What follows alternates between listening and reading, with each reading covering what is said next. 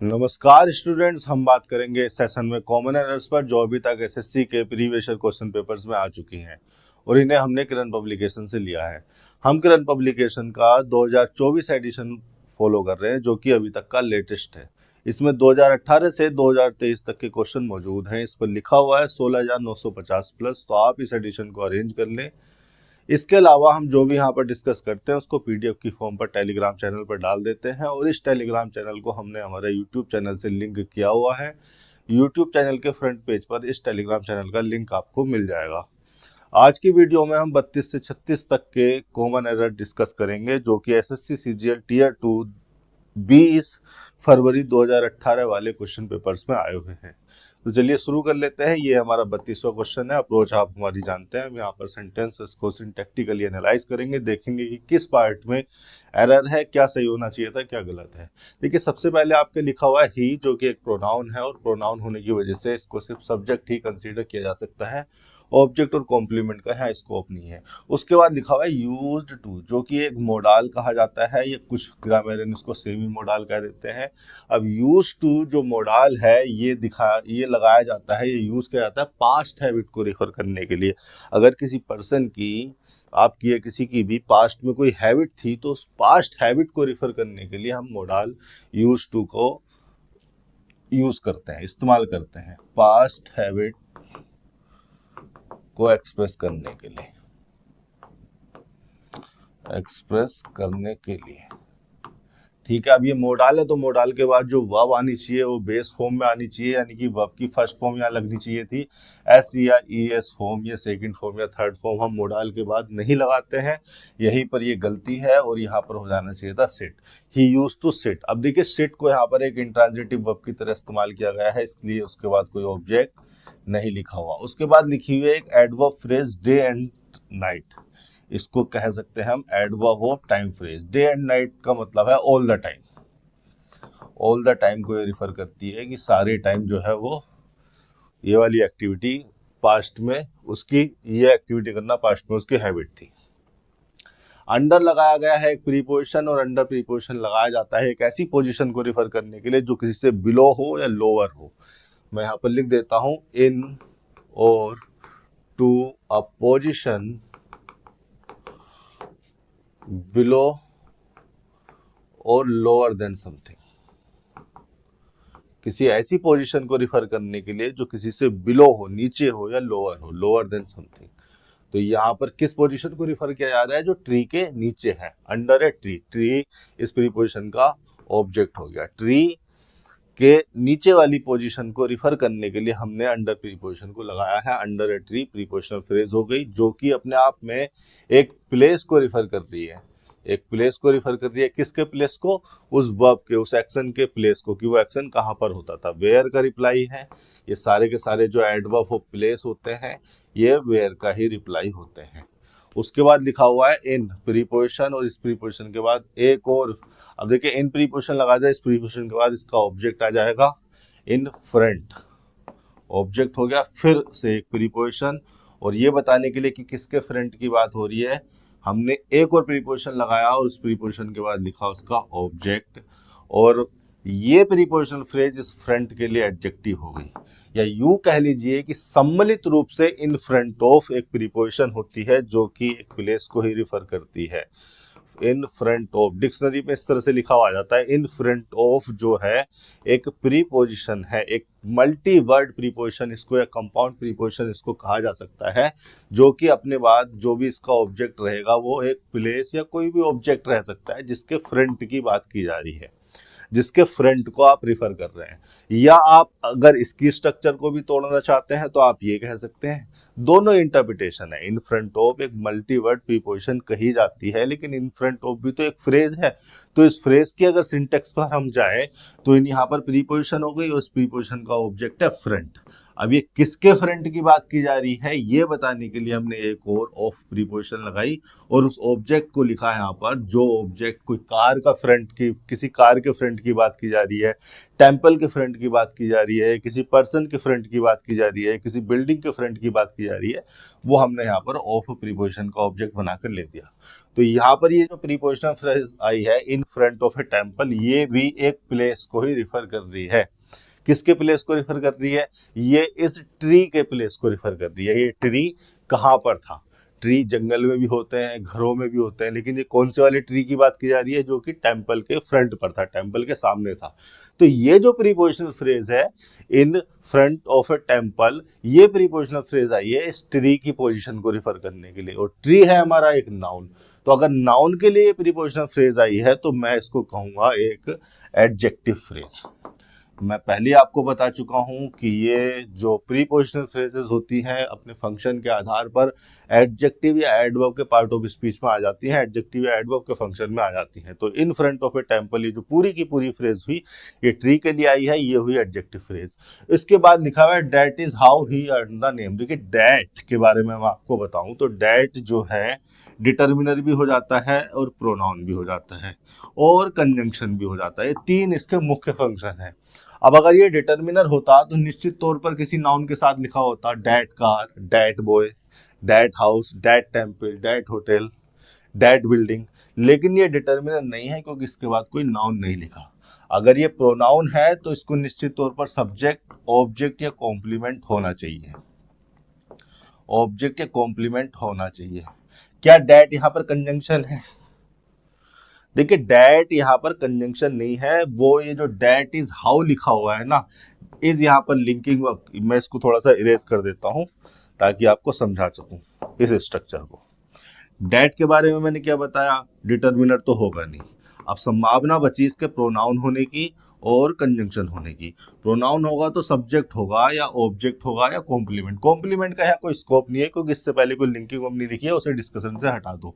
Object भी ये तब हो सकता था जब ये किसी ट्रांजिटिव वर्ब के बाद लिखा होता है, प्रीपोजिशन के बाद लिखा होता, या कोई सबऑर्डिनेट क्लोज होती उसका ऑब्जेक्ट बन रहा था। ऐसा भी यहाँ पर कुछ नहीं हो रहा, कोई सबऑर्डिनेट क्लोज यहाँ पर लिखी हुई नहीं है। एक्चुअली में सबऑर्डिनेट क्लोज तो है, कोई रिलेटिव क्लोज लिखी हुई नहीं है। मैं रिलेटिव क्लोज की बात कर रहा हूँ।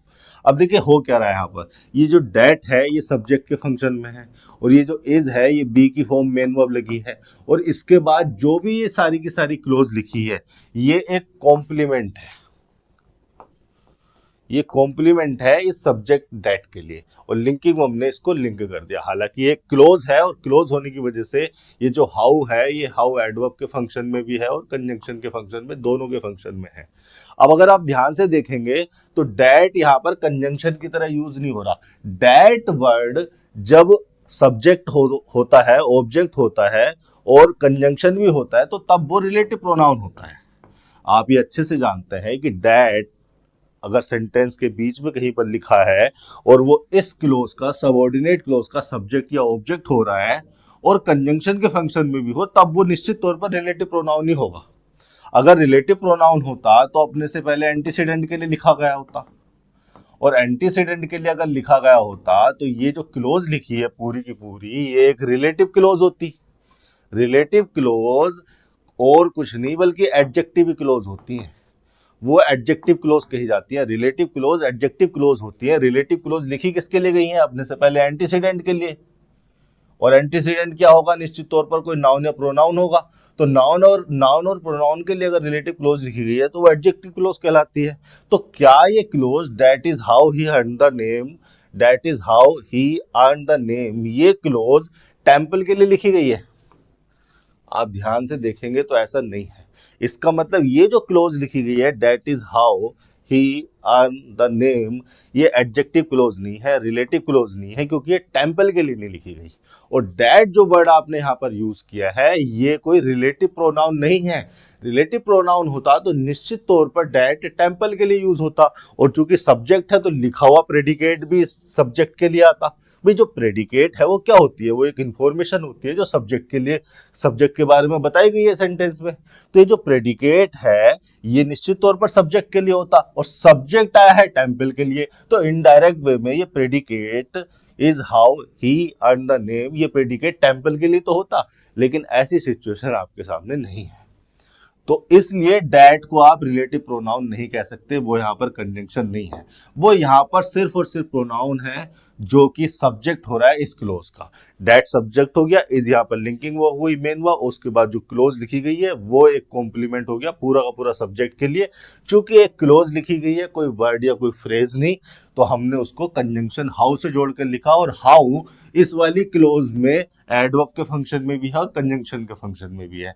ही यहाँ पर इस क्लोज का प्रोनाउन हो गया जो कि सब्जेक्ट है, एंड यहाँ पर मेन वर्ब हो गई जो कि ट्रांजिटिवली यूज हुई है, और ट्रांजिटिव वर्ब है तो उसके बाद उसका ऑब्जेक्ट आ गया। अब ये क्या स्ट्रक्चर है और यहाँ पर कंजंक्शन क्यों गायब है?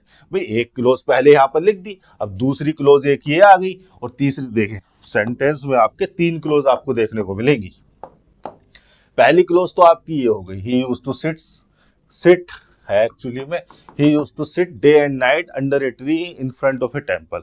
दूसरी क्लोज हो गई आपकी ये सब्जेक्ट प्लस मेन वर्ब, और तीसरी क्लोज हो गई आपकी ये सब्जेक्ट प्लस मेन वर्ब। अब इन दोनों क्लोजेस को जोड़ने के लिए तो एक कंजंक्शन लगा हुआ है, लेकिन इस वाली क्लोज को और इस वाली क्लोज को जोड़ने के लिए, या इस वाली क्लोज को और इस पूरी क्लोज को जोड़ने के लिए यहाँ पर कंजंक्शन नहीं है। एक्चुअली में डेट इज हाउ, ये स्ट्रक्चर क्या है, ये क्या कंस्ट्रक्शन है, आपके सामने क्या लिखा हुआ है, इसको समझने के लिए जरा मेरी ये 2-4 बातें सुनो, समझो।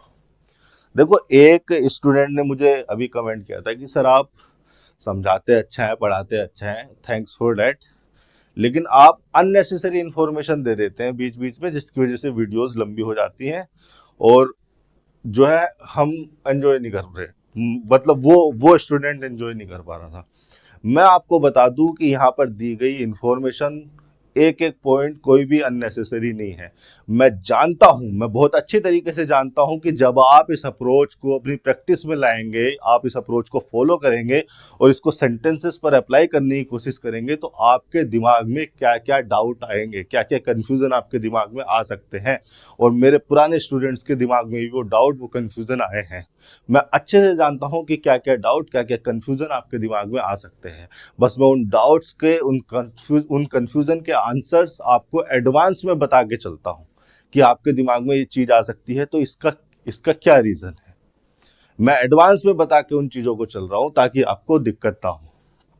देखिए, जो डेट इज हाउ है, हाउ निश्चित तौर पर एडवर्ब या कंजंक्शन होगा और उसके बाद कोई क्लोज लिखी होगी। तो ये डेट इज हाउ जो क्लोज है, ये एक्चुअली में लिखी जाती है किसी एक्शन के मैनर या मेथड को बताने के लिए। मैं यहां पर लिख देता हूं ऐसी टूटी फूटी भाषा में, किसी एक्शन के मैनर या मेथड को बताने के लिए इसको लिखा जाता है। मेथड को बताने के लिए, मेथड को बताने के लिए कोई एक्टिविटी हुई, कोई एक्शन हुआ, वो एक्शन कैसे हुआ, उसका मैनर या उसका मेथड बताने के लिए आप डेट इज हाउ क्लोज लिखते हैं। ये एक एडिशनल इंफॉर्मेशन होती है, और एडिशनल इंफॉर्मेशन होने की वजह से या तो यहाँ इसको कॉमा से अलग किया जाना चाहिए था, या फिर यहाँ पर इसको एंड कंजंक्शन लगाकर भी अलग किया जा सकता था, जो कि आपके एग्जामिनर ने हटा दिया, उसने जरूरी नहीं समझा। हालांकि मेन गलती तो यहाँ पर था, लेकिन इसको भी एक माइनर एरर माना जा सकता है। बहुत ग्रामर के साथ बहुत स्ट्रिक्ट रहने वाला पर्सन, बहुत स्ट्रिक्ट ग्रामेरियन, इसको भी एक माइनर एरर कंसीडर करके चलेगा। लेकिन मेन गलती आपको यही है, आपको इसी ऑप्शन पर टिक करना था। आप इसको बिना कंजंक्शन के भी इस्तेमाल कर सकते हैं, मीनिंगफुल है। वापस आते हैं, हम क्या बता रहे थे।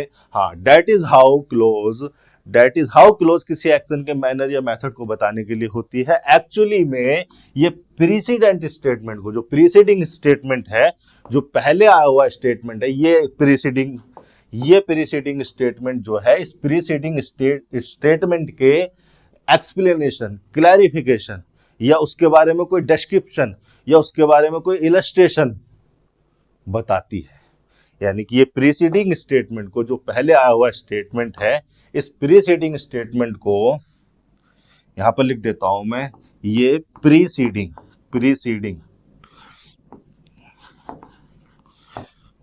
स्पेलिंग गलत हो गई मेरे ख्याल से, प्रीसीडिंग, ये प्रीसीडिंग स्टेटमेंट को एक्सप्लेनेशन, किसी प्रकार का कोई एक्सप्लेनेशन दिया जा रहा है कि ये चीज हुई तो ये ऐसे हुई, या क्लैरिफिकेशन दिया जा रहा है कि ये चीज कैसे हुई, या कोई इलस्ट्रेशन एग्जाम्पल दिया जा रहा है, या कोई डिस्क्रिप्शन। ठीक है, सारे के सारे मैनर या मेथड में आ जाते हैं। ये प्रीसीडिंग स्टेटमेंट को एक्सप्लेनेशन, क्लैरिफिकेशन, इलस्ट्रेशन या डिस्क्रिप्शन से कनेक्ट करती है, से जोड़ती है। दैट इज हाउ से जो क्लोज लिखी जा रही है वो एक्चुअली में एक एक्सप्लेनेशन है, वो क्लेरिफिकेशन है, वो इलस्ट्रेशन है। वो कोई इलस्ट्रेशन का मतलब to give an example for further explaining something, या कोई किसी तरह का डिस्क्रिप्शन है जो प्रीसीडिंग स्टेटमेंट है। ये प्रीसीडिंग स्टेटमेंट को एक्सप्लेनेशन, क्लैरिफिकेशन, इलस्ट्रेशन या डिस्क्रिप्शन से कनेक्ट करती है। इतनी सी बात है बस। तो अगर इस तरह से लिखी हुई आ जाए तो इसको समझ लेना। ये हो गया आपका 32 सेंटेंस। 33 पर चल लेते हैं। ये 33 सेंटेंस क्या लिखा हुआ है? There are many inner voices that speak to us inside your head and believe that they should not be trusted. ठीक है, देयर यहाँ पर एक प्रोनाउन के फंक्शन में है, सब्जेक्ट है, एक्चुअली में इंट्रोडक्टरी सब्जेक्ट इसको यहाँ पर कहा जाता है। किसी चीज को इंट्रोड्यूस करने के लिए हम देयर को यूज कर लेते हैं। क्या इंट्रोड्यूस किया गया है? मैनी इनर वॉइसेस को इंट्रोड्यूस किया गया है। किसी की एग्जिस्टेंस बताने के लिए हम देयर को एक इंट्रोडक्टरी सब्जेक्ट के रूप में यूज कर लेते हैं। तो मैनी इनर वॉइसेस की एग्जिस्टेंस बताई गई है। ठीक है, और यहाँ पर मेन वर्ब हो गई, लिंकिंग वर्ब है। अब देखिए एक कॉन्सेप्ट यहाँ पर, छोटा सा कॉन्सेप्ट यहाँ पर समझ कर चलेंगे। देयर के साथ इज भी आ सकता था, आर भी आ सकता था। आपने तय कैसे किया कि इसके साथ इज लगाना है या आर लगाना है? भाई देयर का तो अपना कोई सिंगुलर प्लूरल है नहीं, ये तो एक इंट्रोडक्टरी सब्जेक्ट है, और ये इंट्रोडक्टरी सब्जेक्ट यूज हुआ है मैनी इनर वॉइसेस के लिए। तो जिसके लिए देयर यूज हुआ है हम उसके नंबर को देखेंगे। हमने देखा कि वॉइसेस प्लूरल है तो हमने यहाँ पर आर लगा दिया। अगर यहाँ पर वॉइस होती, वॉइस हो नहीं सकती थी क्योंकि मैनी लिखा हुआ है। मैनी एक ऐसा डिटर्मिनर है जो प्लूरल काउंटेबल के साथ यूज होता है। लेकिन अगर यहाँ पर वॉइस होती या कोई सिंगुलर काउंटेबल नाउन होता तो हम यहाँ पर क्या लगा के चलते? इज लगा कर चलते। तो देयर का सिंगुलर प्लूरल डिसाइड होगा उसके कॉम्प्लीमेंट के हिसाब से। क्या ये अननेसेसरी इररिलेवेंट इंफॉर्मेशन है? बिल्कुल नहीं है। जब आप इस अप्रोच को लेकर अप्लाई करोगे, प्रैक्टिस करोगे, तो आपके दिमाग में ये बातें आएंगी। मैं जानता हूं मुझसे पढ़ने वाले स्टूडेंट्स के दिमाग में इस तरह के कंफ्यूजन, इस तरह के डाउट्स आते हैं, क्योंकि वो अपने दिमाग का इस्तेमाल करने लगते हैं। जब आप अपने दिमाग का इस्तेमाल करने लगोगे तो आपके दिमाग में हर बार क्यों आएगा, यार ऐसा क्यों हुआ, ऐसा क्यों हुआ। तो उसी के जवाब में देकर चलता हूं। There are many inner voices. ठीक है, सब्जेक्ट हो गया, लिंकिंग वर्ब हो गई, और लिंकिंग वर्ब के बाद लिखा हुआ है कॉम्प्लीमेंट। वॉइसेस हो गया नाउन, इनर एडजेक्टिव हो गया। इनर मतलब मेंटल, अंदर की जो बात है, दिमागी बात है। तो ये जो मैनी है डिटर्मिनर लग गया, जो कि प्लूरल काउंटेबल नाउन से पहले लिखा जाता है, इसी वजह से प्लूरल हो गया। आगे लिखा हुआ है डैट, जो कि यहाँ पर एक रिलेटिव प्रोनाउन के फंक्शन में है, रिलेटिव प्रोनाउन के फंक्शन में है, और सब्जेक्ट भी है, सब्जेक्ट है, और इसका लिखा है प्रेडिकेट आगे को, ये मेन वर्ब। स्पीक हो गई मेन वर्ब, और इस मेन वर्ब का सब्जेक्ट हो गया डैट, जो कि रिलेटिव प्रोनाउन है और अपने एंटीसीडेंट के लिए लगाया गया है, वॉइसेस के लिए। That speak to us. अब स्पीक जो है इंट्रांजिटिव नेचर की वर्ब है, इंट्रांजिटिव नेचर की वर्ब है, तो उसने अपने बाद ऑब्जेक्ट लेना नहीं है। किसी अगर ऑब्जेक्ट को लिखना है तो प्रीपोजिशन जोड़कर लिखना पड़ेगा, वो हमने यहाँ जोड़ दिया, प्रीपोजिशन के बाद उसका ऑब्जेक्ट। अब देखिए इनसाइड फिर से एक प्रीपोजिशन लगाया गया है। प्रीपोजिशन के बाद लिखा हुआ है उसका ऑब्जेक्ट। अब देखिए इस ऑब्जेक्ट में ये नाउन हो गया, और नाउन से पहले लिखा हुआ है एक पजेसिव डिटर्मिनर। आप अगर ध्यान से देखेंगे तो ये जो स्टेटमेंट है ये किसके बारे में बताया गया है? स्पीकर ने ये स्टेटमेंट वी के बारे में बताया गया है। और वी कौन होता है? वी होता है आई प्लस वो सारे पर्सन जो स्पीकर अपने साथ जिनको इंक्लूड करके ये स्टेटमेंट रिफर कर रहा है, ये स्पीच रिफर कर रहा है। यानी कि ये जो इन्फॉर्मेशन दी गई है ये वी के बारे में दी गई है, इसीलिए उसने यहाँ पर जो ऑब्जेक्टिव केस लिया वो वी का ऑब्जेक्टिव केस लिया। लेकिन जब यहाँ पर डिटर्मिनर केस लेना था प्रोनाउन का तो उसने योर ले लिया। ये गलती कर दी उसने, ये यहाँ पर लेना था अवर। ये जो इन्फॉर्मेशन दी गई है प्रेडिकेट में ये दी गई है वी के बारे में, इसलिए उसने अस लिखा, यहाँ पर लिखना था, यहाँ पर भी आवर आना था। In speak to us inside our head. Comma लगा के एंड कंजंक्शन लगा दिया जो कि एक कोऑर्डिनेट कंजंक्शन है। कोऑर्डिनेट कंजंक्शन के बाद लिखा गया है बिलीव, यानी कि कोऑर्डिनेट कंजंक्शन के द्वारा दो वर्ब को जोड़ा जा रहा है। There are many inner voices that speak to us inside your head and believe. देखिए एंड कोऑर्डिनेट कंजंक्शन के द्वारा स्पीक और बिलीव को जोड़ा जा रहा है, दो वर्ब को जोड़ा जा रहा है। कोऑर्डिनेट कंजंक्शन जो है सिमिलर स्ट्रक्चर को जोड़ते हैं, यहाँ पर दो वर्ब को जोड़ रहा है, यानी कि सब्जेक्ट हमारा सेम है और उसकी हो गई दो वर्ब। अब बिलीव ट्रांजिटिव नेचर की वर्ब है, अपने बाद ऑब्जेक्ट लेगी। कहाँ है वो ऑब्जेक्ट? वो ऑब्जेक्ट लिखा हुआ है, ये सारा का सारा आगे को जो पूरी क्लोज है ये बिलीव का ऑब्जेक्ट है, यानी कि इस क्लोज को कहा जाना चाहिए नाउन क्लोज। अब चूंकि क्लोज है तो डैट यहाँ पर कंजंक्शन लगा दिया। डैट कंजंक्शन इसलिए लगाया क्योंकि मेन क्लोज से रिलेवेंट किसी इंफॉर्मेशन को जोड़ने के लिए हम कौन सा कंजंक्शन लगाते हैं? डैट कंजंक्शन लगाते हैं। डैट यहाँ पर सिर्फ और सिर्फ कंजंक्शन के फंक्शन में है, ना प्रोनाउन ना डिटर्मिनर, ओनली वो कंजंक्शन है, ठीक है। उसके बाद कंजंक्शन लगाकर दूसरी क्लोज को स्टार्ट किया। क्या लिखी हुई है? They should not be trusted. They किसके लिए लगाया गया? दे जो सब्जेक्ट यूज किया गया है ये इनर वॉइसेस के लिए यूज किया गया है, ठीक है। एक ही सब्जेक्ट है जिसको प्लूरल कंसीडर किया जा सकता है, हेड को तो किया नहीं जा सकता, और कोई मेरे ख्याल से नाउन इसमें है नहीं, हेड ही तो है। तो दे यहाँ पर इनर वॉइसेस के लिए यूज किया गया है। शुड नॉट बी मतलब inner voices should not be trusted, they should not be trusted. They subject हो गया, शुड लग गया यहाँ पर। मोडाल सजेशन देने की कोशिश की जा रही है, या राइट थिंग टू डू। यहाँ पर एक्चुअली में इनर वॉइसेस को तो आप सजेस्ट कर नहीं सकते, ऐसा तो नहीं है इनर वॉइसेस को बुलाया और आपने उनको सजेस्ट कर दिया। तो यहाँ पर किसी सजेशन को नहीं दिया जा रहा है, यहाँ पर रिफर किया जा रहा है राइट थिंग टू डू।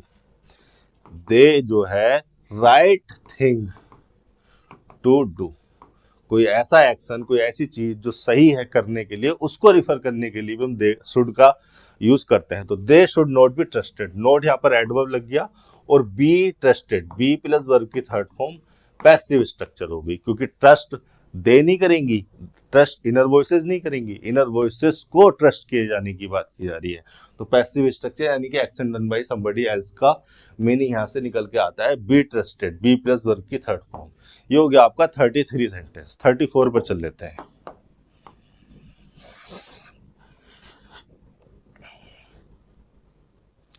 क्या लिखा हुआ है? With God's blessings and hard work, I cleared many hurdles in life and did reasonable with both professional and personally. Okay, समझ लेते हैं। देखिए विद यहाँ पर लगा हुआ है प्रीपोजिशन, और इस प्रीपोजिशन के बाद लिखा हुआ है इसका ऑब्जेक्ट, और ऑब्जेक्ट भी इसके दो हैं, God's blessing and hard work. इन दोनों ऑब्जेक्ट को, दोनों नाउन फ्रेजेस को एंड कोऑर्डिनेट कंजंक्शन से जोड़ दिया गया। वर्क नाउन और हार्ड हो गया इसके लिए एडजेक्टिव। हार्ड एडजेक्टिव भी हो जाता है और एडवर्ब भी हो जाता है, इसका ध्यान रखना। With God's blessing and hard work, तो विद प्रीपोजिशन के दोनों ऑब्जेक्ट को, विद प्रीपोजिशन के दोनों ऑब्जेक्ट को, दोनों नाउन फ्रेजेस को एंड कंजंक्शन से जोड़ दिया गया, और ये पूरी की पूरी प्रीपोजिशनल फ्रेज जो है एक तरह से एडवर्ब ऑफ मैनर हो गई, ठीक है। और एडवर्ब मैनर है तो किसी वर्ब का मैनर बता रही होगी। एडवर्ब मैनर लगाए जाते हैं किसी एक्शन के मैनर को बताने के लिए, ढंग को बताने के लिए। तो किस एक्शन का मैनर बता रही है? ये बता रही है क्लियर्ड का मैनर। ये जो वर्ब की सेकंड फॉर्म है, ये इस क्लियर्ड का मैनर बताने के लिए प्रीपोजिशन फ्रेज लगाई है कि आई ने मैनी हर्डल्स को क्लियर कैसे किया।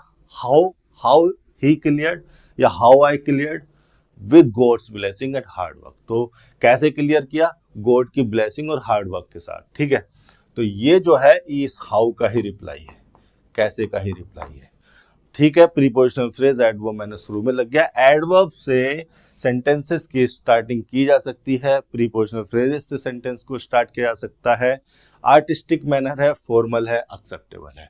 आई यहाँ पर प्रोनाउन जो कि सब्जेक्ट लग गया, उसके बाद उसका प्रेडिकेट आएगा। क्लियर्ड यहाँ पर मेन वर्ब है, और मेन वर्ब भी हमारी ट्रांजिटिव वर्ब है। ट्रांजिटिव वर्ब होने की वजह से उसने अपने बाद ऑब्जेक्ट ले लिया। हर्डल चूंकि काउंटेबल नाउन था तो मैनी लगने की वजह से, मैनी की वजह से वो प्लूरल हो गया, ठीक है। काउंटेबल नाउन था तो प्लूरल लिखा हमने, और ये हो गया नाउन, और मैनी हो गया इसके लिए डिटर्मिनर जो कि प्लूरल काउंटेबल के साथ आता है। इन यहाँ पर हमने प्रीपोजिशन लिखा और प्रीपोजिशन के बाद लगा हुआ है उसका ऑब्जेक्ट, कोई दिक्कत नहीं है। आई cleared many hurdles in life and did reasonable. And conjunction के बाद, एंड कोऑर्डिनेट नेचर का कंजंक्शन है, तो एंड कंजंक्शन के बाद डिड लिखी गई है जो कि मेन वर्ब है। देखिए हेल्पिंग वर्ब तो यहाँ पर है नहीं, हेल्पिंग वर्ब डिड होती है नेगेटिव में या इंटरोगेटिव में, अफर्मेटिव में मेन वर्ब होती है। तो डिड यहाँ पर मेन वर्ब है, कहीं ना नोट का जिक्र है ना कोई इंटरोगेटिव स्ट्रक्चर है, तो डिड को मेन वर्ब कंसीडर करेंगे और वो मेन वर्ब ही है। अब जब डिड मेन वर्ब है तो ये ट्रांजिटिव भी हो जाती है, इंट्रांजिटिव भी हो जाती है। ट्रांजिटिव होगी तो अपने बाद ऑब्जेक्ट लेगी, जैसे कि मैं लिख दूं आई डिड मैनी वर्क, ठीक है, या आई डिड अ टास्क, कुछ भी लिख सकते हैं। डिड अगर ट्रांजिटिव वर्ब है तो उसके बाद डिड का मतलब है किसी चीज को करना, किसी काम को करना, तो वो काम इसके बाद लिखा जा सकता है ऑब्जेक्ट बनाकर। तो अगर इसको ट्रांजिटिव कंसीडर कर रहे हो तो इसको इसके बाद इसका ऑब्जेक्ट होना चाहिए था। लिखा है क्या ऑब्जेक्ट? नहीं लिखा। ये तो रीजनेबल लिखा है जो कि एक एडजेक्टिव है, तो ये तो आना नहीं चाहिए। अच्छा, इंट्रांजिटिव कंसीडर कर रहे हो, भाई ट्रांजिटिव कंसीडर कर रहे हो तो उसके बाद ऑब्जेक्ट आना चाहिए था जो कि कोई नाउन होता, किसी एक्टिविटी का, किसी टास्क का नाम होता, वो नहीं लिखा, तो ट्रांजिटिव कंसीडर नहीं कर सकते। इंट्रांजिटिव कंसीडर करोगे तो चलो ठीक है, इसके बाद ऑब्जेक्ट तो नहीं आएगा, लेकिन एडजेक्टिव भी तो नहीं आ सकता, एडवर्ब आना चाहिए था ना भाई। अगर अगर इंट्रांजिटिव वर्ब है उसके बाद ऑब्जेक्ट तो उसका नहीं आ सकता, लेकिन एडवर्ब आ सकता है उसके लिए, उसका मैनर बताने के लिए, उसका टाइम बताने के लिए, उसका प्लेस बताने के लिए एडवर्ब आ सकते हैं। हालांकि ये जो रीजनेबल लिखा हुआ है ये एडजेक्टिव लिखा हुआ है, ये गलत कर दिया, ठीक है। एक गलती यहां पर, विद लगाया प्रीपोजिशन, और प्रीपोजिशन के बाद आना चाहिए था उसका ऑब्जेक्ट।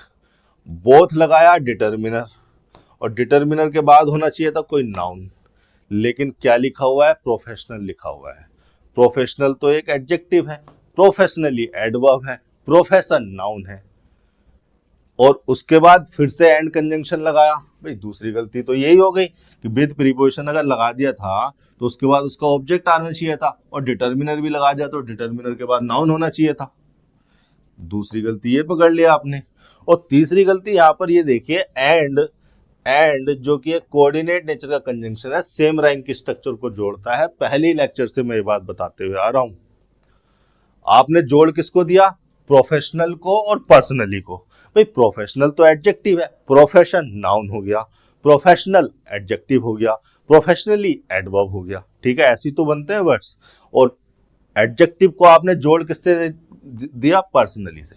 पर्सन नाउन होता है, पर्सनल एडजेक्टिव होता है, पर्सनली एडवर्ब होता है। तो आपने एंड कंजंक्शन के द्वारा एक एडजेक्टिव को एडवर्ब से जोड़ दिया। तीसरी गलती ये हो गई।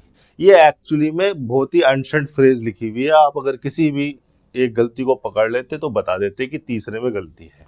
अब इसको सही करने के बहुत तरीके हैं। अब इसको अगर आप इंप्रूव करना चाहते हैं, आप ये जानना चाहते हैं कि क्या सही स्ट्रक्चर होनी चाहिए, तो बहुत तरीके हैं। भाई डिड को ट्रांजिटिव वर्ब कंसीडर कर लो, और ट्रांजिटिव वर्ब के बाद आना चाहिए उसका ऑब्जेक्ट। एडजेक्टिव यहाँ लिखा हुआ है, यहाँ पर लगा दो वर्क, डिड रीजनेबल वर्क। एक नाउन इंट्रोड्यूस कर दिया हमने जो कि इस ट्रांजिटिव वर्ब का ऑब्जेक्ट हो जाएगा। रीजनेबल वर्ब पूरी नाउन फ्रेज जो है इसका ऑब्जेक्ट हो गई। लेकिन फिर हमें यहाँ पर भी सही करना पड़ेगा। हम यहाँ पर प्रीपोजिशन के बाद एक एडजेक्टिव लगाकर चल रहे हैं, और उस एडजेक्टिव को भी एंड कंजंक्शन लगाकर एडवर्ब से जोड़ रखा है। तो ये जो आगे की जो फ्रेज लिखी हुई है ये भी पूरी की पूरी अपसर्ड है, बिल्कुल ना सिंटैक्टिकली सही है ना मीनिंगफुल है। तो इसको हटाकर एडवर्ब ही लिख दो ना। एडवर्ब तो लिखा जा सकता है ट्रांजिटिव वर्ब के लिए, एडवर्ब मैनर लिखे जा सकते हैं। तो अगर आप लिखना चाहते हैं did reasonable work professionally, professional का प्रोफेशनली कर दो, एंड कंजंक्शन लगाकर पर्सनली को जोड़ दो। ये तरीका हो गया सही करने का। किरण पब्लिकेशन वालों ने भी दिमाग लगा रखा है, उन्होंने कर रखा है डिड रीजनेबली वेल। उन्होंने क्या किया हुआ है? उन्होंने रीजनेबल को, एडजेक्टिव को एडवर्ब बना दिया, रीजनेबली वेल। वेल एक एडवर्ब मैनर हो गया। अब इस सिचुएशन में उन्होंने डिड को ट्रांजिटिव नहीं इंट्रांजिटिव कंसीडर किया है। इंट्रांजिटिव कंसीडर किया है तो उन्होंने ऑब्जेक्ट नहीं लगाया। इसके बाद उन्होंने ये नहीं बताया कि उसने क्या किया, ठीक है, आई ने क्या किया, उन्होंने बताया कि आई ने जो भी किया अच्छे से किया।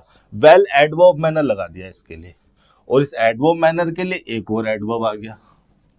फिर एक और एडवर्ब मैनर लगा रखा है उन्होंने।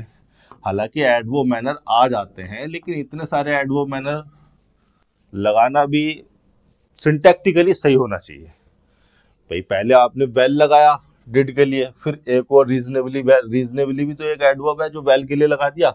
उसके बाद उन्होंने प्रोफेशनली को लगा रखा है, प्रोफेशनली, यानी कि एक ही वर्ब के लिए, इस वर्ब के लिए उन्होंने वेल को भी लगा रखा है एडवर्ब मैनर, प्रोफेशनली को भी एडवर्ब मैनर लगा रखा है। हालांकि ये वाला जो एडवर्ब आया है ये वेल के लिए आया है, तो सिंटैक्टिकली सही है, कोई प्रॉब्लम नहीं है। 34 ये हो गया आपका। 35 पर चल लेते हैं। If you have creative streak which you have never pursued or interested in a new field, comma, gather your energy and move towards it. No error. देखिए सेंटेंस कोई आसान या मुश्किल नहीं होता। सेंटेंस आसान या मुश्किल बनता है जब आप उसके सिंटेक्स को समझ नहीं पाते हैं। आप यहाँ पर ध्यान देंगे तो इफ लगाया गया है कंजंक्शन के रूप में, और जब इफ कंजंक्शन होता है, इफ कंजंक्शन ही होता है, तो दो तरह की सिचुएशन में हम इस्तेमाल करते हैं। एक तो हम तब जब क्वेश्चंस को इंट्रोड्यूस करते हैं, डायरेक्ट इनडायरेक्ट के केस में आपने देखा होगा, क्वेश्चंस को इंट्रोड्यूस करने के लिए, क्वेश्चंस को जोड़ने के लिए मेन क्लोज से हम इफ या वेदर लगाते हैं। एक सिचुएशन तो वो हो गई। दूसरी सिचुएशन होती है जब हम किसी कंडीशनल को लिखते हैं, और यहां पर लिखा गया है पहले टाइप का condition, open conditional. Open condition वो कंडीशन होते हैं जिसमें आप एक ऐसी कंडीशन को इंट्रोड्यूस करते हैं या एक ऐसी कंडीशन लिखते हैं या बोलते हैं जो कंडीशन पॉसिबल है, जो कंडीशन हो सकती है, जिस कंडीशन का फुलफिल होना पॉसिबल है।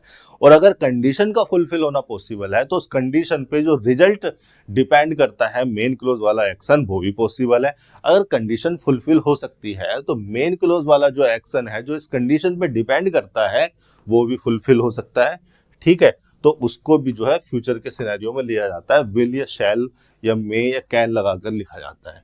हालांकि यहाँ पर एक इंपरेटिव क्लोज लिखी हुई है। इंपरेटिव क्लोज भी एक ऐसा एक्शन होता है जो कि फ्यूचर में होने वाला एक्शन होता है। हालांकि इंपरेटिव जो क्लोज होती है, इंपरेटिव जो सेंटेंस होते हैं, उनका कोई टेंस नहीं होता। आप ये नहीं कह सकते कि इंपरेटिव सेंटेंस फ्यूचर में है या प्रेजेंट में है या पास्ट में है। ये बोले प्रेजेंट के पॉइंट पर जाते हैं, लेकिन इनका मीनिंग या इनका इफेक्ट फ्यूचर में चला जाता है। जैसे मैंने आपसे कहा ओपन द डोर, प्रेजेंट के पॉइंट पर, जिस पॉइंट पर मैंने कहा ओपन द डोर, वो तो प्रेजेंट का ही पॉइंट है। तो प्रेजेंट के पॉइंट पर मैंने कहा ओपन द डोर, मेरे बोलने के बाद ही आप डोर को खोलोगे और डोर को ओपन करोगे, तो जो मैंने कहा उसका इफेक्ट या उसका मीनिंग फ्यूचर में चला जाता है।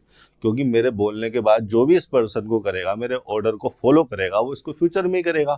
तो कई बार ये सोच लिया जाता है कि जैसे इंपरेटिव क्लोजेस फ्यूचर के टेंस में हो या प्रेजेंट के टेंस में हो। हालांकि इनका कोई टेंस सेंस नहीं होता। इंपरेटिव जो है टेंस नहीं है, मूड है। ठीक है, इंपरेटिव एक मूड होता है, एक एटीट्यूड होता है। ठीक है, अभी उसके बारे में बाद में बात करेंगे, पहले यहाँ आ जाते हैं। इफ से हमने एक कंडीशनल लिखा, उसके बाद लिखा यू, जो कि एक प्रोनाउन है, निश्चित तौर पर ही सब्जेक्ट है। हैव क्रिएटिव स्ट्रीक, तो हैव को यहाँ पर मेन वर्ब की तरह इस्तेमाल किया गया है, और ट्रांजिटिव नेचर की वर्ब है, और ट्रांजिटिव नेचर की वर्ब है तो उसके बाद लिखी गई है उसका ऑब्जेक्ट। स्ट्रीक एक नाउन हो गया, क्रिएटिव हो गया इस नाउन के लिए एडजेक्टिव। स्ट्रीक का मतलब होता है कोई पतला सा कोई चिन्ह जो आराम से देखा जा सके। स्ट्रीक का मीनिंग मैं आपको बता देता हूं, वोकैब में भी आपकी हेल्प करेगा। स्ट्रीक,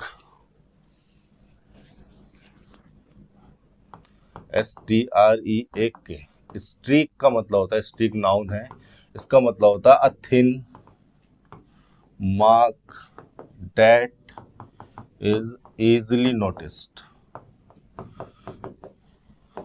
इसके अलावा स्ट्रीक का एक मतलब और होता है, और इसी मीनिंग में ये जो है स्ट्रीक आपके सेंटेंस में यूज किया गया है। और स्ट्रीक का मीनिंग है a distinct characteristic, a distinct characteristic, CHARACTRSTIC। Distinct characteristic का मतलब एक ऐसी कैरेक्टरिस्टिक जो दूसरी कैरेक्टरिस्टिक से बाकियों से अलग हो, अनयूजुअल हो। ठीक है, उस कैरेक्टरिस्टिक को क्या कह सकते हैं, स्ट्रीक कह सकते हैं। तो यहां पर एक क्रिएटिव डिस्टिंक्ट कैरेक्टरिस्टिक की बात की गई है। If you have creative streak which you have never pursued, which को यहाँ पर एक रिलेटिव प्रोनाउन की तरह इस्तेमाल किया गया है, और रिलेटिव प्रोनाउन है तो सब्जेक्ट ऑब्जेक्ट होगा। सबऑर्डिनेट क्लोज का तो कहाँ है, सब्जेक्ट तो एक्चुअली में लिखा हुआ है, तो विच सब्जेक्ट तो हो नहीं सकता। अब निश्चित तौर पर ये ऑब्जेक्ट होगा। चलो अभी क्लोज को इंटरप्रेट कर लेते हैं, खुद पता चल जाएगा। Which you have never pursued. Have यहाँ पर हेल्पिंग वर्ब की तरह इस्तेमाल हुई है, नेवर हो गया यहाँ पर एडवर्ब ऑफ फ्रीक्वेंसी, और हैव चूंकि हेल्पिंग वर्ब की तरह इस्तेमाल हुई है तो उसके साथ आ जाएगी वर्ब की थर्ड फॉर्म, यानी कि हैव प्लस वर्ब की थर्ड फॉर्म, यानी कि प्रेजेंट परफेक्ट में वर्ब को ले जाया गया है। कौन सी वर्ब को, परस्यू को। परस्यू का मतलब होता है टू फॉलो समथिंग, परस्यू का मतलब होता है टू फॉलो। बहुत अच्छा कॉन्सेप्ट इस सेंटेंस में मैं आपको बताने वाला हूं, जरा ध्यान से देखने की कोशिश करना, ठीक है, ध्यान देना मेरी बात पर। Which you have never pursued, तो यू सब्जेक्ट हो गया, हैव प्लस वर्ब की थर्ड फॉर्म, यानी कि प्रेजेंट परफेक्ट में ले गए हम वर्ब को, परस्यू को, और नेवर एडवर्ब फ्रीक्वेंसी को लगाया गया है। अब देखिए आपने बार बार सुना होगा, रट्टा ही मारा होगा, एडवर्ब फ्रीक्वेंसी वर्ब के फ्रीक्वेंट नेचर को दिखाती है, और वर्ब का जैसे ही आप फ्रीक्वेंट नेचर देखते हैं तो आप कहने लगते हैं कि वर्ब को इंडेफिनिट स्टेट में होना चाहिए, लेकिन ये लिखा हुआ है आपके सामने प्रेजेंट परफेक्ट। प्रेजेंट परफेक्ट में भी एडवर्ब फ्रीक्वेंसी आ सकती है, लेकिन मीनिंग समझना पड़ेगा, कि कंटेक्स्ट समझना पड़ेगा क्या होता है। ये अगर आपकी टाइमलाइन है, ये आपकी टाइमलाइन है, और ये वो पॉइंट है जहां पर आपने किसी सेंटेंस को रिपोर्ट किया, यानी कि यही प्रेजेंट का टाइम है। अब प्रेजेंट परफेक्ट का मतलब क्या है, प्रेजेंट परफेक्ट का मतलब है कि कोई एक्शन जो पास्ट में शुरू हुआ वो पास्ट में शुरू होकर प्रेजेंट के पॉइंट पर कंप्लीट हो गया। अगर आप इस एक्शन के लिए कोई एडवर्ब फ्रीक्वेंसी लगा रहे हैं तो इसका मतलब आप ये कहने की कोशिश कर रहे हैं कि कोई एक्शन पास्ट में शुरू हुआ, फिर हुआ, दोबारा हुआ, और इस पॉइंट तक यही चलता रहा, यानी कि आखिरी बार जो कंप्लीशन है उसका यहां पर हुआ। यानी कि किसी एक्शन को पीछे लॉन्ग पास्ट से जोड़ने के लिए, पास्ट में उसकी फ्रीक्वेंसी दिखाने के लिए, और प्रेजेंट पर कंप्लीशन दिखाने के लिए हम जो है एडवर्ब फ्रीक्वेंसी को प्रेजेंट परफेक्ट में इस्तेमाल कर लेते हैं। इस पर मैंने पूरा का पूरा जो है टेंस चैप्टर की प्ले लिस्ट में आपको लेक्चर मिल जाएगा कि एडवर्ब फ्रीक्वेंसी को जब हम प्रेजेंट परफेक्ट में यूज कर लेते हैं तो किस कंटेक्स्ट में करते हैं, किस मीनिंग में करते हैं, आप उस लेक्चर को देख लें। Adverb frequency in present perfect, इस टाइप से आपको लेक्चर मिल जाएगा। अच्छा, ये बात हो गई कि आपने यहाँ पर which you have never pursued, pursued का मतलब फॉलो। अब देखिए जो परस्यू है ये ट्रांजिटिव नेचर की वर्ब है, और ट्रांजिटिव नेचर की वर्ब होने की वजह से इसके बाद इसका ऑब्जेक्ट लिखा होना चाहिए, और ऑब्जेक्ट लिखा हुआ है विच, जो कि एक थिंग है, और किसके लिए लगाया गया है, स्ट्रीक के लिए लगाया गया है। भैया विच थिंग को रिफर करता है, तो इसी थिंग को यानी कि इसी स्ट्रीक को परस्यू करने की, फॉलो करने की बात की जा रही है। आगे समझ लेते हैं। और कंजंक्शन लगाया गया है, और कंजंक्शन एक कोऑर्डिनेट नेचर का कंजंक्शन है। कोऑर्डिनेट कंजंक्शन जो है सेम रैंक के स्ट्रक्चर को जोड़ते हैं, और कंजंक्शन यहाँ पर इंटरेस्टेड को जोड़ रहा है। अब देखिए इंटरेस्टेड जो है ये भी एक ट्रांजिटिव नेचर की वर्ब है। मैं आपको इंटरेस्ट के बारे में एक सेंटेंस लिख के बताता हूं, जिससे आपको क्लियर हो जाएगा कि इंटरेस्ट किस तरह के मीनिंग को, किस तरह के फंक्शन को, किस तरह के कंटेक्स्ट को लेकर चलती है अपने साथ। जैसे एग्जाम्पल के तौर पर मैंने लिखा है यहाँ पर football has never interested, INTERESTED, football has never interested me. तो इंटरेस्ट जो है एक ऐसी वर्ब है, ऐसी ट्रांजिटिव वर्ब है जिसका ऑब्जेक्ट जो होता है वो पर्सन ही होता है। आप किसी थिंग को इंटरेस्ट नहीं कर सकते, कोई थिंग आपको इंटरेस्ट कर सकती है, कोई पर्सन आपको इंटरेस्ट कर सकता है। आप किसी मैजिशियन के पास गए, उसकी मैजिक ट्रिक आपको इंटरेस्ट कर सकती है, वो मैजिशियन आपको इंटरेस्ट कर सकता है, आप में जो है उस क्यूरियोसिटी को, उस सरप्राइजिंग एटीट्यूड को जगा सकता है, इवोक कर सकता है। तो इंटरेस्टेड एक ऐसी ट्रांजिटिव वर्ब है जिसका ऑब्जेक्ट होना है कोई पर्सन। अब यहां पर आ जाओ जरा, सेंटेंस में आपको देखकर ये समझ में आना चाहिए कि जिस प्रकार से परस्यूड एक ट्रांजिटिव वर्ब थी और उसका ऑब्जेक्ट हो गया था वो रिलेटिव प्रोनाउन जो अपने एंटीसीडेंट स्ट्रीक के लिए लिखा गया है, सिंटैक्टिकली भी जस्टिफाइबल है और सिमेंटिकली भी जस्टिफाइबल है। उसी प्रकार से इंटरेस्टेड भी एक ट्रांजिटिव वर्ब है, इसको भी अपना ऑब्जेक्ट चाहिए। कहाँ है वो ऑब्जेक्ट, आगे तो नहीं लिखा, आगे तो एक प्रीपोजिशनल फ्रेज लिखी है, प्रीपोजिशन के बाद उसका ऑब्जेक्ट लिखा हुआ है। कहाँ है वो ऑब्जेक्ट, क्या वो ऑब्जेक्ट ये विच हो सकता है? वो ऑब्जेक्ट विच नहीं हो सकता, क्योंकि आप किसी थिंग को, किसी स्ट्रीक को इंटरेस्ट नहीं कर सकते, आप किसी पर्सन को इंटरेस्ट करते हैं, किसी पर्सन में इंटरेस्ट जगाते हैं। यहां पर स्ट्रक्चर में गड़बड़ है। अब इस गड़बड़ को समझने के लिए आपको ये समझना पड़ेगा। देखिए, आपको मैं पहले से एक कॉन्सेप्ट में पहले से आपको बता के चला हूं कि अगर किसी ट्रांजिटिव वर्ब के बाद उसका ऑब्जेक्ट ना लिखा हुआ हो, अगर किसी ट्रांजिटिव वर्ब के बाद उसका ऑब्जेक्ट ना लिखा हो, तो चेक कर लिया करो कि कहीं वर्ब को पैसिव में तो नहीं होना है। क्या इसको पैसिव बना दें तो ये सही हो जाएगा? अगर देखिए, ट्रांजिटिव वर्ब अपने बाद ऑब्जेक्ट लेती हैं, अगर उनके बाद ऑब्जेक्ट नहीं लिखा हुआ तो वर्ब को पैसिव स्ट्रक्चर में बनाकर देखा करो कि कहीं वो पैसिव स्ट्रक्चर में तो नहीं आ रही है, और पैसिव स्ट्रक्चर में होंगी तो उनका जो ऑब्जेक्ट होगा वो तो सब्जेक्ट बन गया होगा। तो यहाँ पर यही दिक्कत है। ये जो इंटरेस्ट है, ट्रांजिटिव वर्ब है, उसके बाद इसका ऑब्जेक्ट नहीं लिखा हुआ, इस रिलेटिव प्रोनाउन को भी नहीं बना सकते और अपनी तरफ से तो लिख नहीं सकते। तो इससे अच्छा तो इसको क्या कर दो, पैसिव में कर दो, यानी कि बी प्लस वर्ब की थर्ड फॉर्म की स्ट्रक्चर में कर दो। अब यहां पर भी अभी सेंटेंस आपका भी सोल्व नहीं हुआ, और एक महत्वपूर्ण कॉन्सेप्ट मैं आपको यहां पर इंट्रोड्यूस करने जा रहा हूं, बताने जा रहा हूं। देखिए, बी प्लस वर्ब की थर्ड फॉर्म में करने के लिए अब आपके पास दो ऑप्शन है, अब आपके पास दो इंटरप्रिटेशन है। पहली तो ये कि इंटरेस्टेड को आप आर इंटरेस्टेड कर दो, आपने कर दिया आर इंटरेस्टेड। अगर आप इसको आर इंटरेस्टेड कर रहे हैं तो बी प्लस वर्ब की थर्ड फॉर्म, अगर आप इसको आर इंटरेस्टेड कर रहे हैं तो ये हो गई बी और ये हो गई वर्ब की थर्ड फॉर्म, यानी कि आप हेल्पिंग वर्ब भी लिख रहे हैं और आप मेन वर्ब भी लिख रहे हैं। अगर आप इंटरेस्टेड को आर इंटरेस्टेड कर रहे हैं तो आप हेल्पिंग वर्ब भी लिख रहे हैं, मेन वर्ब भी लिख रहे हैं। इसका मतलब आप और कंजंक्शन के द्वारा यू सब्जेक्ट के दो पूरे के पूरे प्रेडिकेट्स को जोड़ रहे हैं। कहने का मतलब है कि अगर आप बी प्लस वर्ब की थर्ड फॉर्म लिखने के लिए इंटरेस्टेड को आर इंटरेस्टेड कर रहे हैं, जो कि किरण पब्लिकेशन, मैं ये बात क्यों बता रहा हूं, क्योंकि आप ये सेंटेंस हमने किरण पब्लिकेशन से लिए हैं और आप किरण पब्लिकेशन के सॉल्यूशन पढ़ते होंगे, सब पढ़ेंगे, मैंने भी पढ़े थे, तो मुझे पता है कि यहाँ पर क्या गड़बड़ है। उस प्रॉब्लम को, सिचुएशन को आपके सामने लाने के लिए मैं एक्सप्लेन कर रहा हूँ। देखिए, इंटरेस्टेड को पैसिव में करने के लिए, बी प्लस वर्ब की थर्ड फॉर्म में लाने के लिए आप इसको आर इंटरेस्टेड करने की कोशिश करेंगे। अगर आप इसको आर इंटरेस्टेड करते हैं तो इसका मतलब आप हेल्पिंग वर्ब और मेन वर्ब दोनों लिख रहे हैं। इसका मतलब आप इस वाली हेल्पिंग वर्ब का इस्तेमाल नहीं कर रहे हैं इंटरेस्टेड के लिए, इंटरेस्टेड के लिए आपने दूसरी हेल्पिंग वर्ब लिखी। इसका मतलब इस यू सब्जेक्ट के आप दो प्रेडिकेट को जोड़ रहे हैं। पहला प्रेडिकेट यू हैव, यू का पहला प्रेडिकेट हो गया हैव नेवर परस्यूड और दूसरा प्रेडिकेट हो गया आर इंटरेस्टेड। इस तरह से मैं लिख देता हूं आपके सामने को, ये यू एक सब्जेक्ट हो गया और इसके दो प्रेडिकेट हो गए। पहला तो हो गया हैव नेवर परस्यूड, और परस्यूड का ऑब्जेक्ट आपने बीच को बनाया गया है और जो कि स्ट्रीक के लिए आया है, और आर इंटरेस्टेड। एक सिचुएशन तो ये हो गई, ठीक है। दूसरी इंटरप्रिटेशन, दूसरी सिचुएशन आपको किसी बच्चे के दिमाग में दूसरी इंटरप्रिटेशन या दूसरा इंप्रूवमेंट या दूसरी सिचुएशन आ सकती थी कि वो यहां पर आर इंटरेस्टेड न लिखकर, वो लिख दे यहां पर बीन इंटरेस्टेड। भाई पैसिव में तो बनाना है, और पैसिव में बनाने के लिए क्या करना है, बी प्लस वर्ब की थर्ड फॉर्म लिखनी है, और हैव तो पहले हेल्पिंग वर्ब पहले से लिखी हुई है, एडवर्ब फ्रीक्वेंसी पहले से लिखी हुई है, बस एक दूसरी उसने हेल्पिंग वर्ब का इस्तेमाल किया और बी इंटरेस्ट को बी इन इंटरेस्टेड के फॉर्म में ले आया, बी प्लस वर्ब की थर्ड फॉर्म के रूप में ले आया।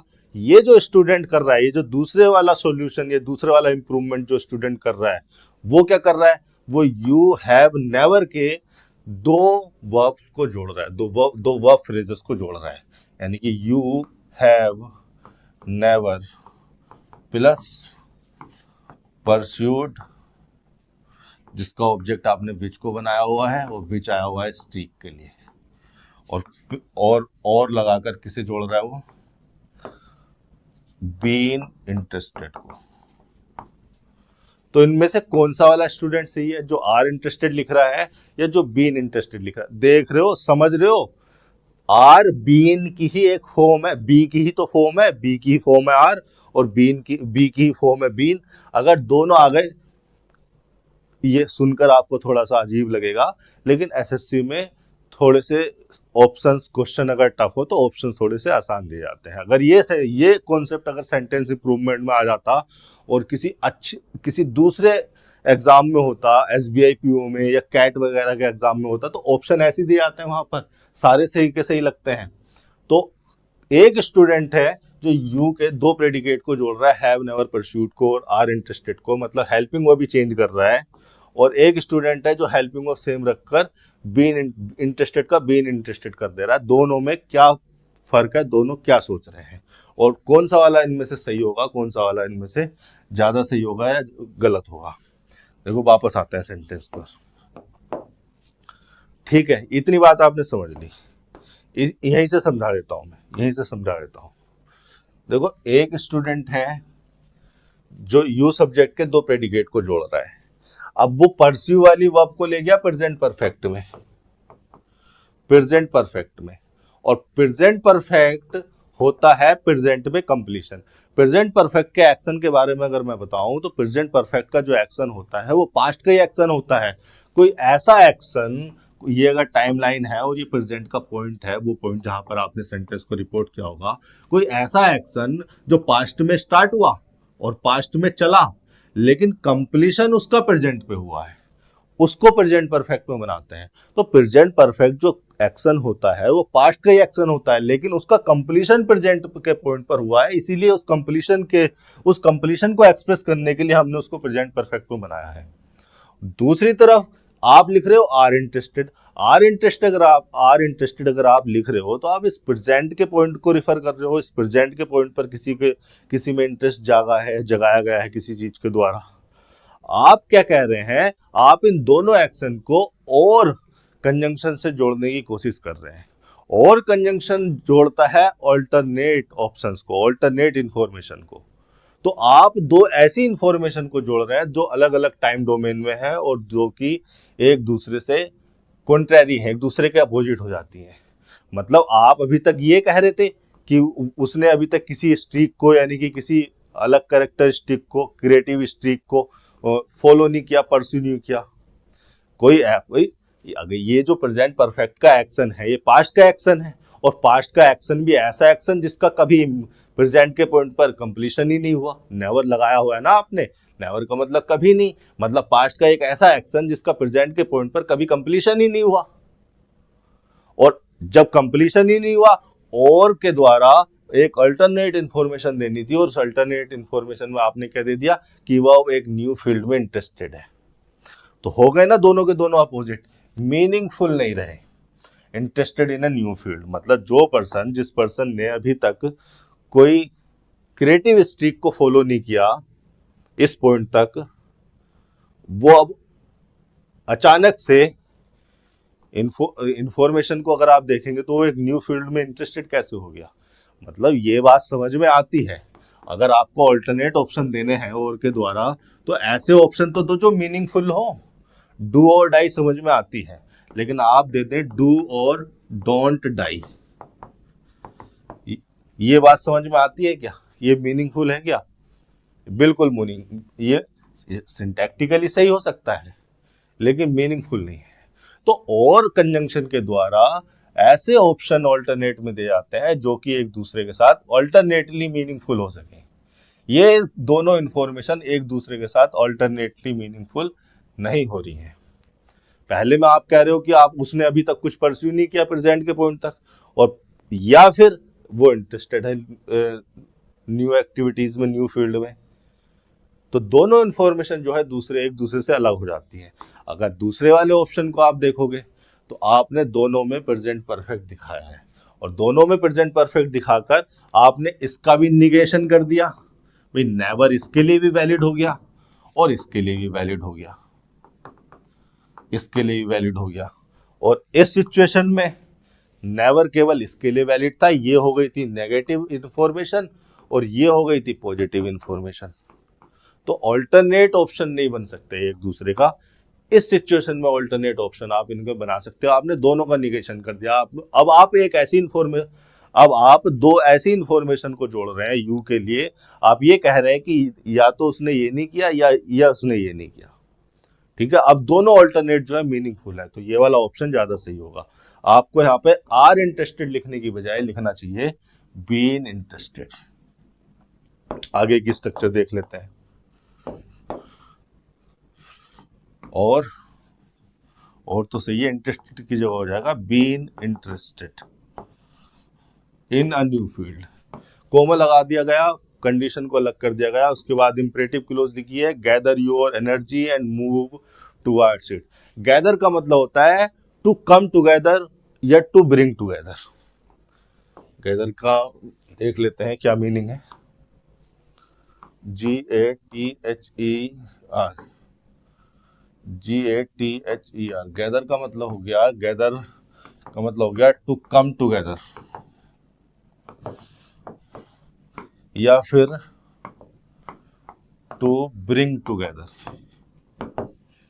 टू ब्रिंग टुगेदर मतलब टू कलेक्ट, इस मीनिंग को कन्वे करती है गैदर वर्ब। वापस आते हैं सेंटेंस पर। हाँ, तो गैदर का मतलब यहाँ पर कलेक्ट है, to collect your energy and move towards it.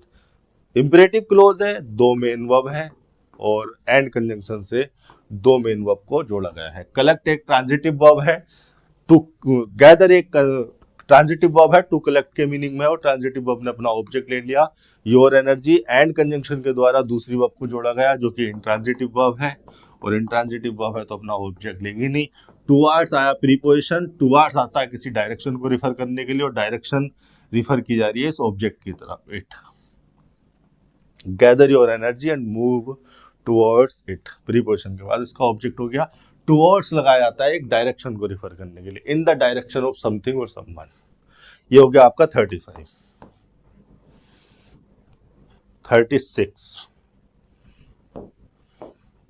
क्या लिखा हुआ है? The only thing that endures and can sustain an infant till the stage it receives immunity comes from the consumption of mother's milk.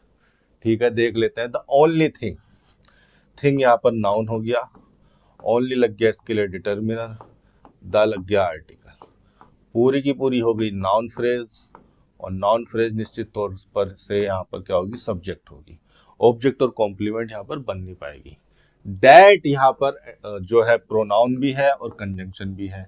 कैसे पता चला मुझे pronoun है? क्योंकि सब्जेक्ट हो रहा है किसका? एंड्यूर्स का। एंड्यूर क्या है? मेन वर्ब है हमारी, और एंड्यूर का मतलब हो जाता है, एंड्यूर का मतलब हो जाता है, समझ लेते हैं एंड्यूर के मतलब को। एंड्यूर का एक मीनिंग, देखिए बहुत सारे लगभग ज्यादातर वर्ड ऐसी हैं जिनके एक से ज्यादा मीनिंग है, एक से ज्यादा फंक्शन में इस्तेमाल होते हैं, तो जरा डिटेल में समझ ले करो। एंड्योर का एक मतलब तो यही है कि to suffer, to suffer a difficult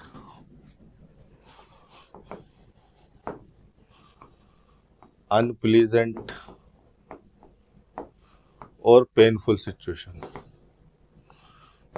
painful something, कुछ भी ऐसा जो कि बहुत डिफिकल्ट हो, अनप्लीजेंट हो, पेनफुल हो, उसको सफर करना, उसको टॉलरेट करना, या उस चीज से सफर करना। इस मीनिंग में ये ट्रांजिटिव है। एंड्यूर का एक मीनिंग हो जाता है to continue to exist, to continue to exist. इस मीनिंग में ये इंट्रांजिटिव है, एग्जिस्टेंस में बने रहना, एग्जिस्ट करते रहना, या एग्जिस्ट करना, कंटिन्यू रखना। इस मीनिंग में ये इंट्रांजिटिव है। इसी मीनिंग को कन्वे करने के लिए जो है एंड्योर को लगाया गया है, क्योंकि एंड्योर के बाद कोई ऑब्जेक्ट नहीं लिखा, और डैट तो प्रोनाउन है, सब डैट तो सब्जेक्ट हो रहा है। अच्छा, डैट हो गया आपका एक रिलेटिव प्रोनाउन, प्रोनाउन भी हो गया, कंजंक्शन भी हो गया, सब्जेक्ट बन गया एंड्योर्स के लिए। एंड्योर्स आ गई आपकी यहाँ पर इंट्रांजिटिवली, और एंड्योर का मतलब है यहाँ पर to continue to exist, to continue to exist. The only thing that endures, या the only thing that continue to exist. And लगाया गया जो कि एक कोऑर्डिनेट नेचर का कंजंक्शन है, किस किस को जोड़ रहा है? एंड्योर्स को और कैन सस्टेन को जोड़ रहा है। तो यहाँ पर जो है हमें हेल्पिंग वर्ब की जरूरत नहीं थी, लेकिन हम यहाँ पर हेल्पिंग वर्ब लगाकर चलेंगे क्योंकि हम एबिलिटी एक्सप्रेस करना चाह रहे हैं। कैन हो गया मोडाल, इसके साथ आएगी वर्ब की फर्स्ट फॉर्म। सस्टेन के मीनिंग को समझ लेते हैं। सस्टेन का एक मीनिंग तो यही होता है to cause or allow something to continue for a period of time, sustain। Sustain का मतलब हो गया टू अलाउ और cause something to continue for a period of time, for a period of time. और इसका दूसरा मीनिंग हो जाएगा to keep alive, to keep alive. देखिए पहले मीनिंग में ट्रांजिटिव है, दूसरे मीनिंग में भी ट्रांजिटिव है। किसी को अलाइव रखेगी तो किसी पर्सन को या एनिमल को तो रखेगी, तो दूसरा मीनिंग है इसका टू कीप अलाइव। इसी दूसरे मीनिंग में आपके सेंटेंस में ये यूज हो रहा है, अभी मीनिंग से आगे पता चलेगा। क्या लिखा हुआ है, कैन सस्टेन एन इन्फेंट, मतलब किसी इन्फेंट को अलाइव रख सकती है। तो सस्टेन का मतलब ये क्या है, यहाँ पर क्या है, टू कीप अलाइव। क्या ये विजिबल है?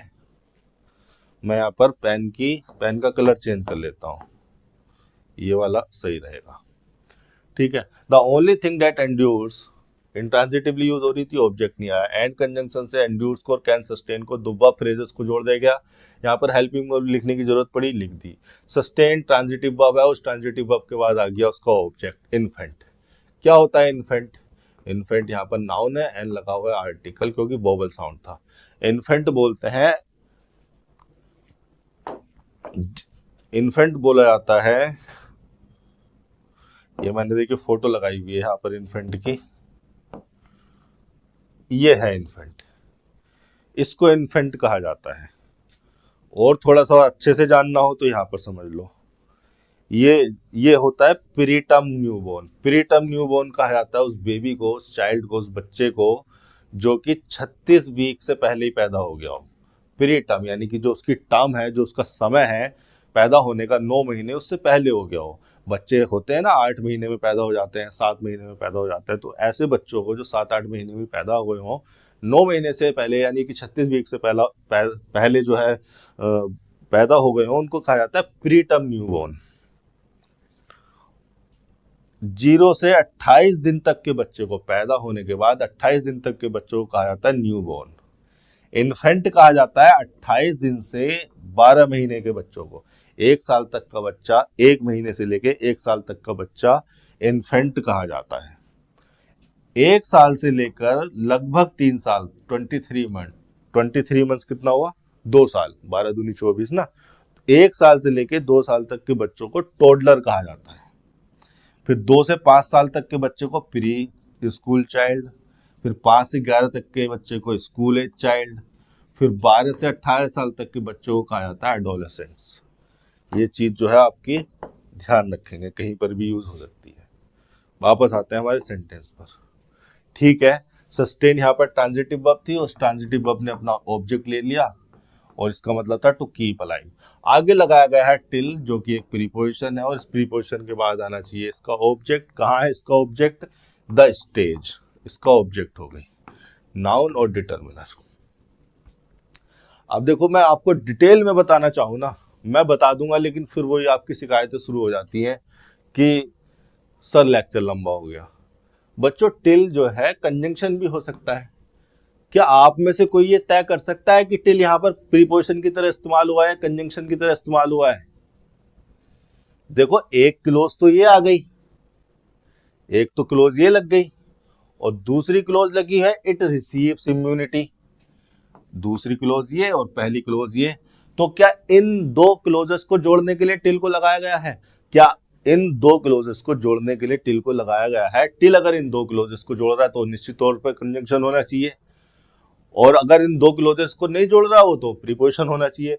इसी सेम मीनिंग में टिल एक्चुअली में किसी एक्शन की डेडलाइन बताने के लिए लगाया जाता है। कोई एक्शन कहां तक हुआ, कोई एक्शन इस पॉइंट पर शुरू हुआ, चलता रहा इस पॉइंट तक चला, तो इस पॉइंट को रिफर करने के लिए लगाया जाता है टिल। तो टिल उस पॉइंट को रिफर कर रहा है। कैसे रिफर कर रहा है? वो स्टेज बता रहा है वो, और वो भी स्टेज कौन सी? जब वो बच्चा जो है, इट जो है इन्फेंट के लिए यूज किया जाता है। और ये भी मैं आपको बता दूंगा कि इट इन्फेंट के लिए क्यों यूज किया जाता है, अभी बताऊंगा।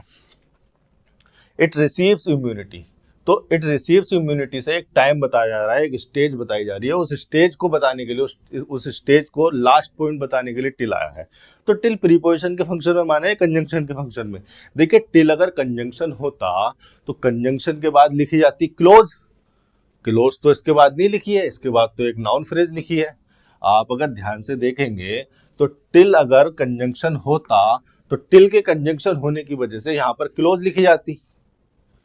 क्लोज न लिख के यहां पर क्या लिखी हुई है, एक फ्रेज लिखी हुई है। हाँ, क्लोज लिखी है लेकिन वो टिल के बाद नहीं लिखी, वो तो द स्टेज के बाद लिखी है। उस क्लोज को भी देखेंगे। इसका मतलब टिल कंजंक्शन नहीं है बच्चों, यहाँ पर टिल क्या है, प्रीपोजिशन है, और इस प्रीपोजिशन के बाद आया हुआ है इसका ऑब्जेक्ट। ठीक है, अब ये वाली क्लोज ऐसे कैसे लिख दी भाई, प्रीपोजिशन के बाद टिल के बाद उसका ऑब्जेक्ट आ गया, यानी कि वो स्टेज वो लास्ट पॉइंट है जिस लास्ट पॉइंट तक ये ओनली थिंग सस्टेन करेगी, जिंदा रखेगी इस बच्चे को, एन इन्फेंट को।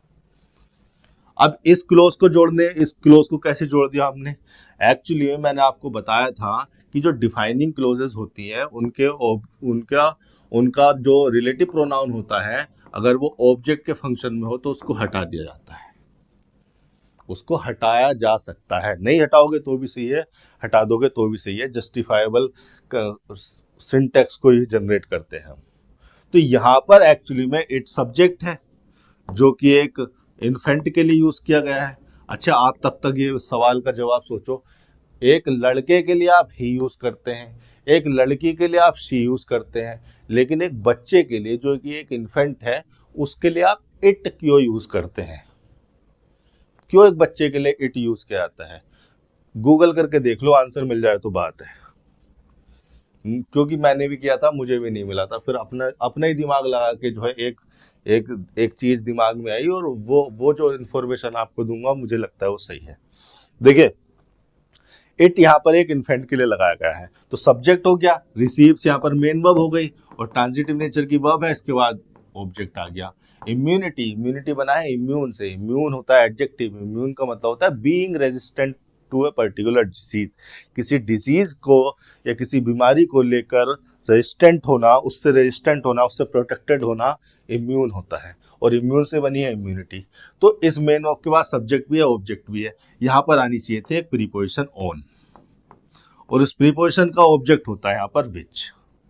यहाँ पर लिखा होना चाहिए था एक्चुअली में, यार ये मुझे श्योर नहीं है कि ये यहाँ पर विजिबल होगा, यहाँ पर लिखा हुआ होना चाहिए था द स्टेज और इट के बीच में विच, और यहाँ पर लिखा होना चाहिए था on. Till the stage it receives immunity on, या फिर ऑन यहाँ लगा दो और ठीक करना है तो till the stage on which it receives immunity. अब ये जो प्रीपोजिशनल फ्रेज है ऑन विच, ये हो रही है ऑब्जेक्ट हो रही है इस डिफाइनिंग क्लोज के लिए, और डिफाइनिंग क्लोज की अगर ये ऑब्जेक्ट हो यानी कि प्रीपोजिशन का ऑब्जेक्ट हो तो इस रिलेटिव प्रोनाउन को हटाया जा सकता है, मीनिंगफुल है। इन्होंने इसके साथ साथ ऑन को भी हटा दिया, नहीं हटाना चाहिए था लेकिन हटा दिया। यहाँ पर भी स्ट्रक्चर में गड़बड़ी है, लेकिन इसको एक माइनर एरर कंसीडर किया जा सकता है। अब देखो ये हो गई यहाँ पर, हाँ अभी मैंने पूछा था इट को इन्फेंट के लिए क्यों यूज करते हैं, जबकि बॉय के लिए ही और गर्ल के लिए सी लगाया जा सकता है, इट को इन्फेंट के लिए क्यों लगाया जा सकता है? देखिए, ही और शी जो हम यूज करते हैं वो सेक्स के आधार पर नहीं, वो जेंडर के आधार पर करते हैं। सेक्स किसी पर्सन की बायोलॉजिकल आइडेंटिटी होती है, और जो जेंडर होता है वो किसी पर्सन की सोशल आइडेंटिटी होती है। तो ये जो प्रोनाउन है ही सी, ये किसी पर्सन के लिए इस्तेमाल करना या इनका इस्तेमाल होना डिपेंड करता है किसी पर्सन की बायोलॉजिकल आइडेंटिटी पर, ना कि सेक्स आइडेंटिटी पर। कोई पर्सन, उसका सेक्स कुछ भी हो, अगर उसका जेंडर कुछ और है, वो अपने आप को किसी दूसरे जेंडर से रिलेट करता है तो अपने लिए कोई दूसरा प्रोनाउन इस्तेमाल करेगा, यही है तौर तरीका। तो ये जो प्रोनाउन ही और शी लगाए जाते हैं ये जेंडर के आधार पर लगाए जाते हैं, ना कि सेक्स के आधार पर, और जेंडर के आधार पर लगाए जाने की वजह से ये डिपेंड करते हैं उस पर्सन के जेंडर पर। अब जेंडर जो है एक सोशल आइडेंटिटी है, और एक बच्चा अभी अभी पैदा हुआ है, उस बच्चे की तो कोई सोशल आइडेंटिटी है ही नहीं भाई किसी की। मैं क्या कह रहा हूं, मैं कह रहा हूं कि ये जो ही और शी है ये जेंडर को रिफर करते हैं, और जेंडर एक सोशल आइडेंटिटी है। उस बच्चे की तो कोई सोशल आइडेंटिटी है ही नहीं, वो तो अभी अभी पैदा हुआ है, उसकी क्या सोशल आइडेंटिटी है? नहीं है बात लॉजिकल? भाई आप 10 साल के हो गए, आपकी एक सोशल आइडेंटिटी हो सकती है, 2 साल के 5 साल के बच्चे की भी एक सोशल आइडेंटिटी होती है, उसका नामकरण हो जाता है, बर्थ सर्टिफिकेट वगैरह बाकी सारी चीजें, स्कूल में दाखिला होने लगता है, प्ले हाउस में चले जाते हैं बच्चे। लेकिन जो बच्चा अभी अभी पैदा हुआ है, 1 साल तक का है, उसकी कोई सोशल आइडेंटिटी है ही नहीं, और इसी सोशल आइडेंटिटी के आधार पर जेंडर तय होना है, तो हम इसका जेंडर तय नहीं कर पाते हैं। ये जो इन्फेंट है, इसीलिए इसके लिए इट का प्रयोग करना चाहिए। ठीक है। इसी तरह से इंग्लिश जो है सेंसिबल तरीके से काम करती है। तो ये हो गई, यहाँ पर क्लोज लग गई, इट रिसीव्स इम्यूनिटी। यहाँ पर एक प्रीपोजिशनल फ्रेज ऑन विच होनी चाहिए थी, जिसको हटा दिया गया। मैं इसको भी एक माइनर एरर कंसीडर करूंगा। विच को हटाना एरर नहीं है, ऑन प्रीपोजिशन को हटाना एरर था। विच को हटाया जा सकता है, विच रिलेटिव प्रोनाउन को हटाया जा सकता है अगर ये सबऑर्डिनेट क्लोज की, रिलेटिव क्लोज की ऑब्जेक्ट है तो। इस कॉन्सेप्ट को ही मैं बता चुका हूँ पिछली वीडियोस में। जब प्रोनाउन चैप्टर करेंगे, रिलेटिव प्रोनाउन से रिलेटिव कॉन्सेप्ट पढ़ेंगे, तो इसको डिटेल में समझेंगे। अब जो हमने सब्जेक्ट पहले छोड़ा था मेन क्लोज का, उस सब्जेक्ट का प्रेडिकेट आ गया, कम्स फ्रॉम। कम्स हो गई यहाँ पर मेन वर्ब, फ्रॉम लगा दिया गया प्रीपोजिशन के रूप में उस सोर्स पॉइंट को दिखाने के लिए कि कोई चीज कहाँ से आई है। उस प्रीपोजिशन के बाद लिखा है उसका ऑब्जेक्ट कंजम्पशन, और किस चीज के कंजम्पशन की बात की जा रही है, वो चीज प्रीपोजिशन लगा के फिर लिखी गई। उस प्रीपोजिशन ऑफ का ऑब्जेक्ट हो गया मदर्स मिल्क। देखिए मिल्क नाउन हो गया। अब मदर्स, इसके लिए अगर नाउन मॉडिफायर कंसीडर करोगे, इट मींस ये एडजेक्टिव लिखा हुआ है, एडजेक्टिव तो प्लूरल में आते ही नहीं। तो इसको सही करने के लिए आप क्या लिखोगे, इसको पजेसिव बना दोगे, और इसको पजेसिव बनाने के लिए किसी नाउन में पजेसिव फंक्शन को जनरेट करने के लिए अपोस्ट्रोफी एस लगाया जाता है। तो आप लिखोगे मदर अपोस्ट्रोफी एस मिल्क। इसी तरह से जो है लॉजिकल रहना है, अपने दिमाग को इस्तेमाल करना है। मेरी बताई हुई ज्यादातर चीजें जो है मैंने ऑब्जर्व की है, आपको भी जो है इसी तरह से ऑब्जर्व करना सीखना होगा, अपने दिमाग को चलाना होगा, घुमाना होगा। आपने प्रैक्टिस रूम में बैठ के, अपने घर पे बैठ के दिमाग को इतना घुमा लीजिए कि एग्जामिनर आपको ना घुमा सके। इस अप्रोच को सीखना है, इसको फॉलो करना है, इसको अप्लाई करना है, प्रैक्टिस करनी है इस अप्रोच की अपने सेंटेंसेस पर।